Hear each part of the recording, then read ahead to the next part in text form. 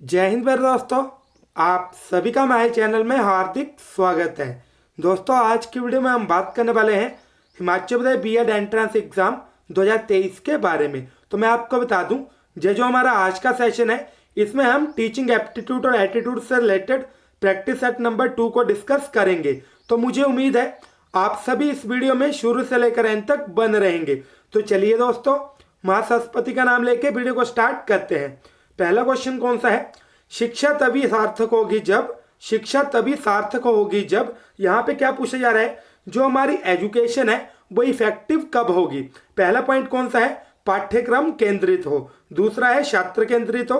तीसरा है रोजगार केंद्रित हो। चौथा है समाज केंद्रित हो। अब देखिए दोस्तों, जो हमारी एजुकेशन है वो चाइल्ड सेंटर्ड होनी चाहिए। जो एजुकेशन है वो छात्र केंद्रित होनी चाहिए। जैसे बच्चे का माइंड है उसको उसी लेवल की एजुकेशन देनी चाहिए। ये नहीं है कि बच्चा जो है वो 3rd क्लास वालों की सोच रखता है और उसको जो क्वेश्चन है वो 10th क्लास वालों के करवाए जाए। जो बच्चा है उसके माइंड के अकॉर्डिंग ही अगर उसकी एजुकेशन दी जाएगी तभी जो हमारी एजुकेशन है वो सार्थक सिद्ध हो सकती है, उसका जो कोई मीनिंग है वो बन पाएगा।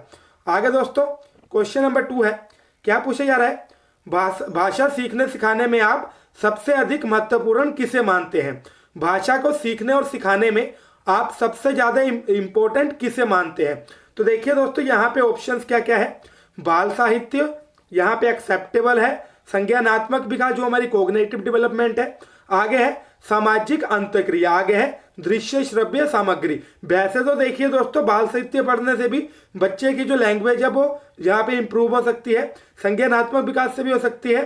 सामाजिक अंतःक्रिया से भी हो सकती है। जो हमारे ऑडियो विजुअल एड्स वगैरह है, जैसे टीचर्स वगैरह स्कूल में यूज करते हैं, उनको शो करने से भी बच्चे की जो कम्युनिकेशन लेवल है, बच्चे की जो लैंग्वेज डेवलपमेंट है वो हो सकती है।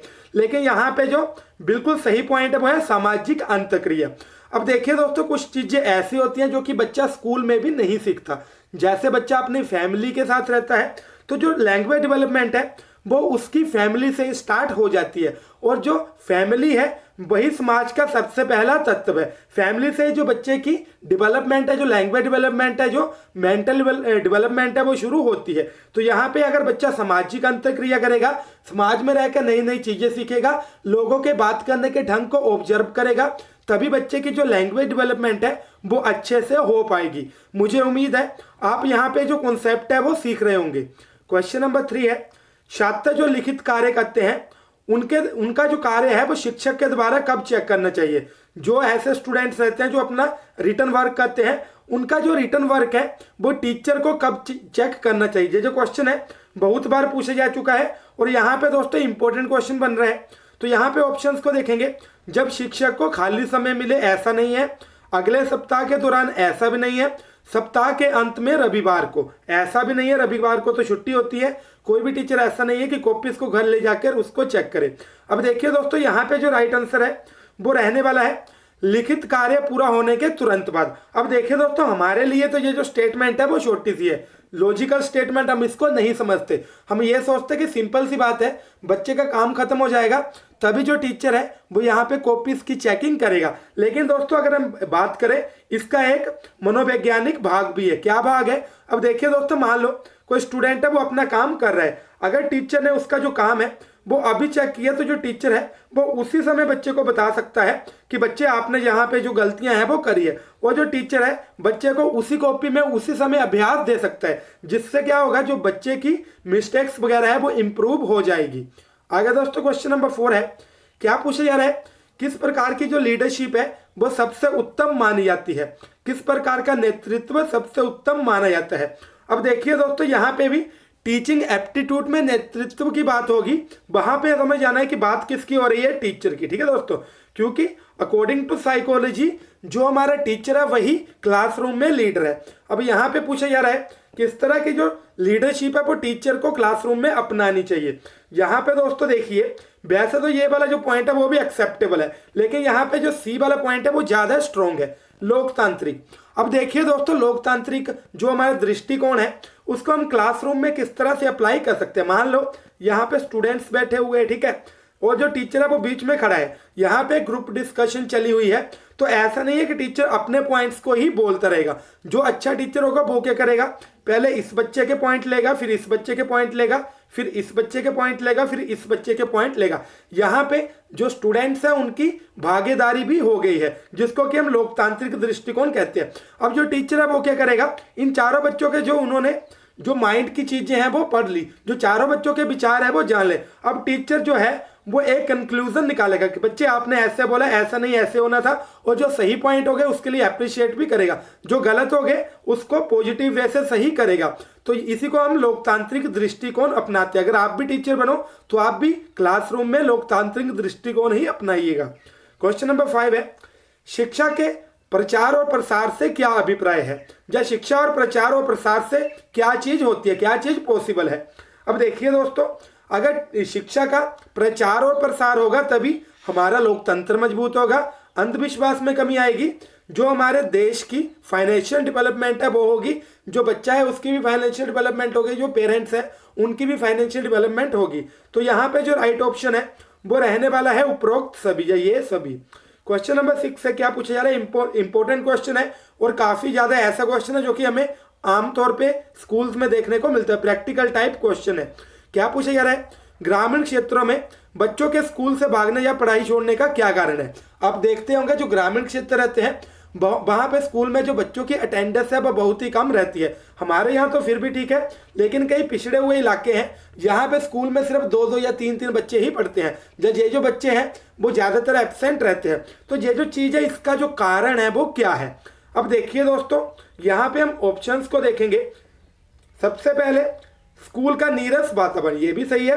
बालकों का बाल श्रमिक बना, कई जो पेरेंट्स है वो गरीब होते हैं, कई फैमिलीज गरीब होती है, तो वहां पे क्या किया जाता है, जो बच्चे हैं उनको बाल श्रमिक की ओर अग्रसर किया जाता है। आगे है छात्रों का अध्यापक से डरना, ये भी एक्सेप्टेबल है। आगे है ये सभी। अब देखिए दोस्तों, इसमें जो मेन पॉइंट है जो बिल्कुल सही होगा वो हमारा है स्कूलों का नीरस वातावरण। नीरस का क्या मीनिंग होगा, रस के बिना, जिसमें यहाँ जो कि बिल्कुल भी इंटरेस्टिंग ना हो, यहाँ पे जरा से भी इंटरेस्ट से ना पढ़ाया जाए। अब देखिए दोस्तों, जो ग्रामीण इलाके हैं वहां पे जो सहूलियतें हैं वो नहीं पहुंच पाते। अब आप खुद देखिएगा, अगर आप दिल्ली में जाके जो वहां के गवर्नमेंट स्कूल है, जो सरकारी स्कूल है, आप वहां का हाल देखिएगा, आप खुद परेशान हो जाओगे कि ये स्कूल है क्या प्राइवेट है या सरकारी है। वहां पे इतनी अच्छी जो फैसिलिटीज है वो दी जाती है, तो क्यों वहां से जो बच्चे हैं वो स्कूल को छोड़ के भागेंगे।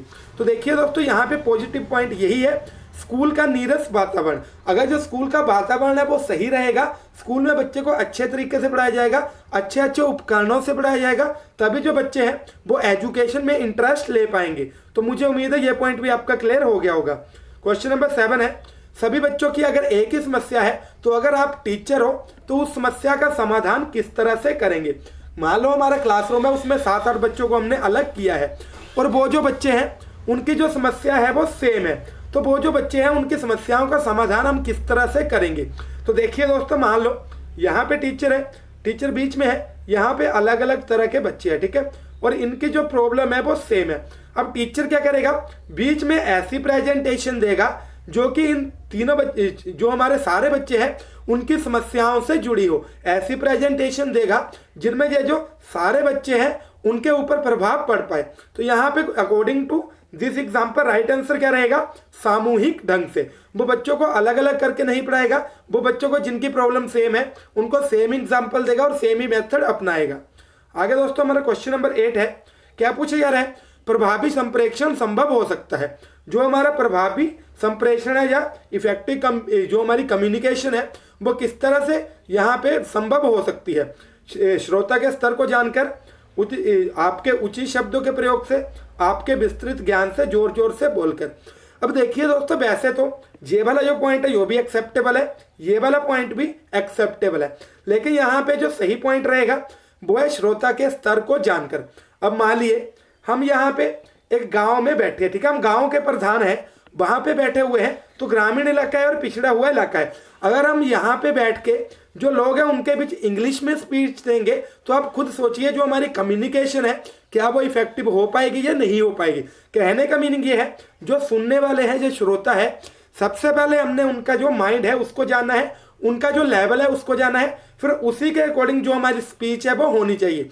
जो भी हमने चीज़ समझानी है वो हमने यही सोच के समझाना है जो हमारी लैंग्वेज है ऐसी होनी चाहिए जिसको कि 98 या 100% जो लोग हैं वो समझ सके। अगर ऐसा हुआ कि हम एक लैंग्वेज बोल रहे हैं उसको 50% लोग नहीं समझ रहे, या यहाँ तक दोस्तों 30% लोग नहीं समझ रहे, तब भी जो हमारी कम्युनिकेशन है वो अच्छी नहीं है। तो उम्मीद है ये कॉन्सेप्ट क्लियर हो गया होगा। क्वेश्चन नंबर 9 है, एक अध्यापक के रूप में आप किसको प्राथमिकता देंगे? अगर आप टीचर हो तो आपके लिए फर्स्ट प्रायोरिटी कौन सी चीज़ की होगी? सबसे पहले विज्ञान विषयों को एक्सेप्टेबल है, वैज्ञानिक दृष्टिकोण, जो हमारा दृष्टिकोण है वो वैज्ञानिक होना चाहिए, और जो हमारा माइंड है, जो हमारे विचार हैं वो भी यहाँ पे साइंटिफिक होने चाहिए। आगे उच्च विचारों को, आस्था को। तो देखिए दोस्तों यहाँ पे जो टीचर है उसका जो एटीट्यूड है वो साइंटिफिक होना चाहिए, वो अंधविश्वास से दूर होना चाहिए, हर एक चीज को, हर एक फैक्ट को सोचने का उसका जो तरीका है वो साइंटिफिक होना चाहिए, और ये जो चीज है वो यहाँ पे आपने समझनी है।